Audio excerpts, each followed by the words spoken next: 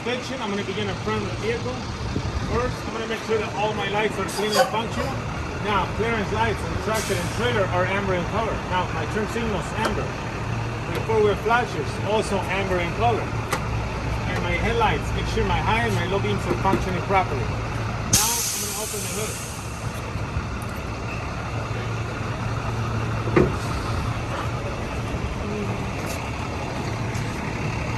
With the foot on the bumper and 2 hands on the hood. Then you come over here.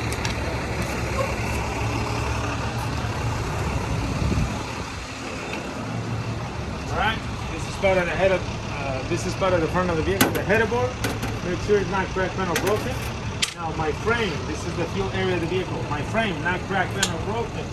Frame of cross members. Now, my exhaust, checking for damages, signs that leaks like rust or soot, connected tightly, properly mounted and secure. Drive shaft. Make sure it's not cracked, bent, or broken.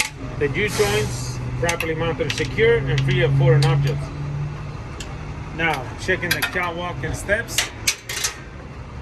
Make sure they're solid, clear objects, properly mounted and secure, not cracked, bent, or broken. Now, my fuel tank must be properly mounted and secure. Fuel caps are tight, no leaks coming from the fuel tank, caps, or lines. Next, I'm going to check on my door, make sure my door opens and closes properly, not damaged. Make sure the door hinges are secure and the door seals are intact. Window seals. Next, I'm going to check on my mirrors and my mirror brackets, make sure they're properly mounted and secure, not damaged, and no loose fittings. Next, checking on my windows, make sure my windows are clean, not damaged, and work properly.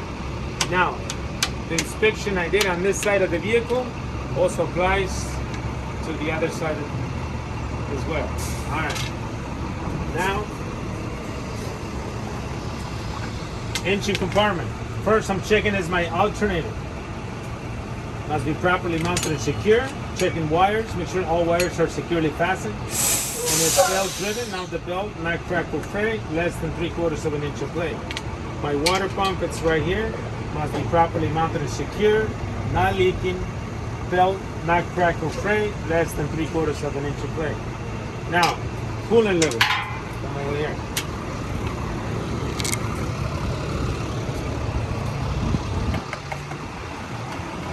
My coolant level must be filled to proper level, either through the side glass or through the radiator cap. Checking on hoses and leaks.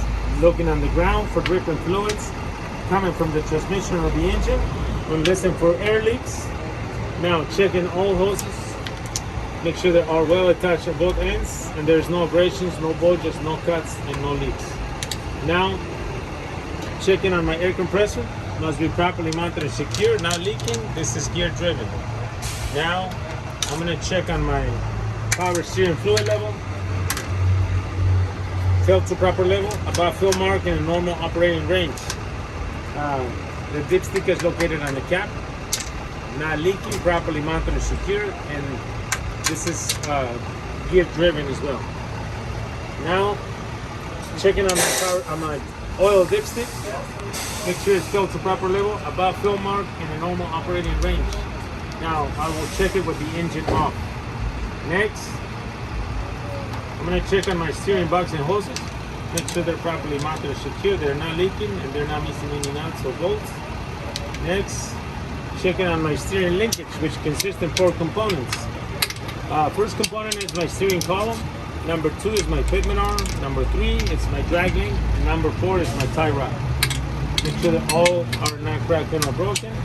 Now, the joints and sockets are not worn or loose, no missing nuts or bolts. Next, my front suspension, starting with the spring mounts, are not cracked and broken, properly mounted and secure, no missing hardware.